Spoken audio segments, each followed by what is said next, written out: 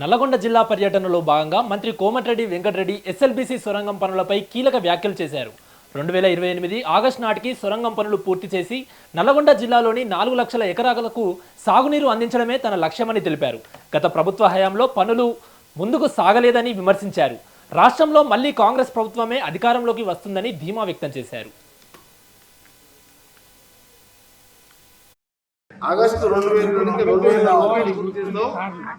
నా కోరిక ఒకటే, అది ఒకటి చేయాలి. మీకు రోడ్డు ముఖ్యం, నాకే కాలువ ముఖ్యం. అప్పుడు ఒకసారి మీ దగ్గర బైక్ ₹1,00,000 నా సొంత పైసలకి పైపు పోనిచ్చి చెరువు నింపిన ఓరిస్తానండి. ఆ ₹1,00,000 ఇస్తే నాకు 4 ఎకరాలు భూమి వస్తున్నాం. మా ఊరు బాబరే దగ్గర 10,000 ఉంది ఎకరం, 2,000. అట్లా 100 ఊర్లలో ఇచ్చిన. ఎంతమంది చదువుకుంటారు, కొడుకు కూడా స్కూల్ కట్టించి నిన్న మన కొడుకు ఏది అయితే ఇప్పుడు కరువు వచ్చే వరకు నాకు కొంచెం ఏంటంటే రైతు అంటే అడవలసిన ఇద్దరు కొంచెం ప్రేమ ఉంటుంది. రోడ్లది ఏమో అయ్యాలి కాబట్టి రేపు ఇచ్చేది మీరే కదా. 20,000 కోట్ల రోడ్లు వేసిన ఇప్పుడు మా ఊర్లకు మెయిన్ సమస్య ఆ రోడ్ అవుతుంది సార్. మీకు సమస్య మాకేమో అది సమస్య అవుతుంది. అదే కానీ